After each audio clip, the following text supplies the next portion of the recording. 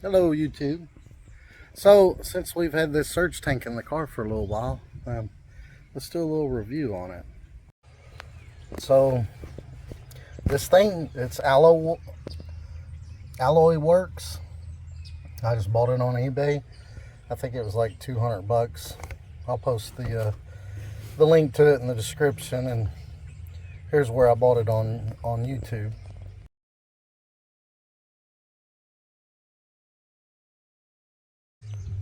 But yeah, this thing works great. I forgot what fittings come with this thing. Bad Luck Garage did a review on it, on one as well. They went a little bit more in depth in it, and I do have a video of where I actually installed this. Now, I've never had a problem with it leaking, ever. Now, you got to be careful when you tighten these bolts down. There's a bolt underneath there. Try to hold on to that one so it don't spin, because these little seals down here, they'll start to leak if you do. I tightened this one down too much and it spun. I had to take the top back off and retighten the nut on the bottom to tighten that, to get the seals, and it fixed it. But that was my fault because I didn't hold that bottom nut. I mean, it's kind of hard to get in here, but I forgot what fittings this came with. But something that I did a little bit different on this is underneath here where the pumps come in, or not the pumps come in, but the return comes back in. Where the return comes back from the motor and the stock tank feeds the surge tank. I put fittings. There's enough room to fit the fitting on the bottom of these. And I took an AN fitting. I took a 90-degree one and I cut it off. And I'll show you a little picture of that right here. All right, to create a swirl in the surge tank, these are 8AN. These are 8AN orb to 8AN. They're going to screw up in the bottom. There's enough room in there to get this in there, even with the ones in the top. But anyway, this was just an 8AN 90. I cut it off right there, and that's it. That's one we use. So it'll be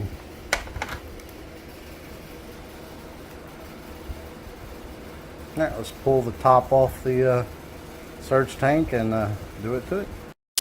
It's hard to get those the way you want them to point. That's fine. That one's pointing that way.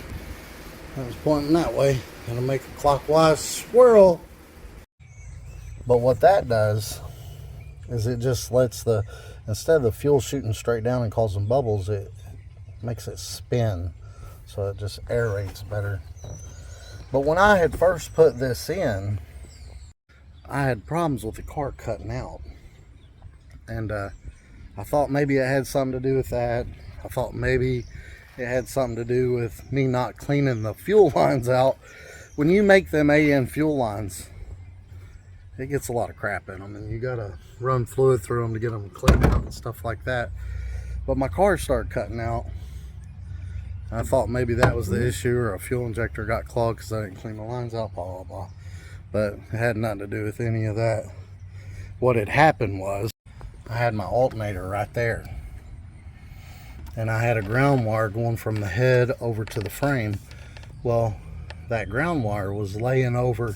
It never got on the power stud. But apparently, it just running across these windings, I've moved it over here, was enough for that frayed metal ground wire to pick up electricity. And it ruined my battery. It burned a hole in 2 oil drains before I figured out that's what was causing it.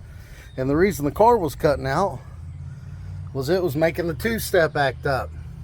It was making the 2-step energize at the set RPM, even when I wasn't pushing the button. But yeah, it ruined the battery.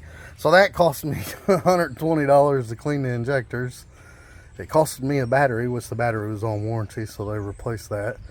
And it caused me to buy another 2-step, which I was able to turn around and sell the other 2-step because it wasn't bad, but had nothing to do with the surge tank. But I'll show you some videos from the last video I made when I actually put that surge tank on the car, and that surge tank, it works really good, and it's well worth the $200. It holds 2 pumps. I've got a 525 and a 450 in there. Your stock tank feeds it. I've actually got a 450 in the stock tank, just where I replaced it a long time ago. The stock tank feeds the surge tank.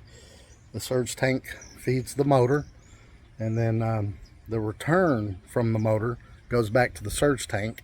And then when the surge tank gets too full, it'll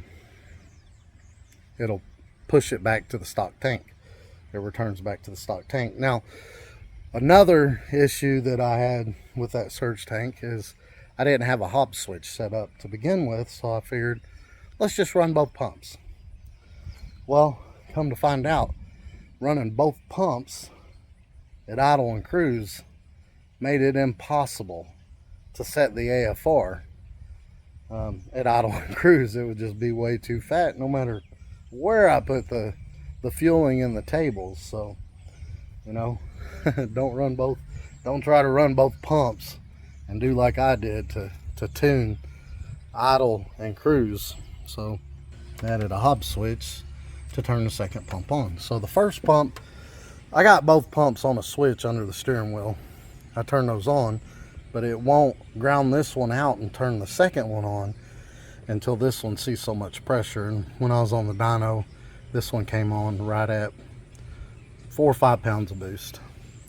And that's probably not the best place to put it, but it works. So I'm gonna leave it there. Probably the best place to put it is on the turbocharger itself, but it works there, so we're gonna leave it there. All in all, on that surge tank, thumbs up, 10/10. I recommend. I like it. I like it a lot.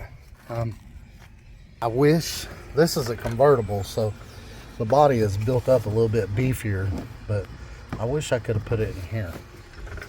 But honestly, it probably would have fit in this side where the spare tire goes. That's what I should have done. But I never used the trunk. The battery I was going to put in there, but it wouldn't fit. I never really used the trunk anyway. But I do got my filter and an extra belt back here. I'm gonna put that filter back on. That filter only slowed the car down 0.04. I'll keep the filter for a 1/2 any day.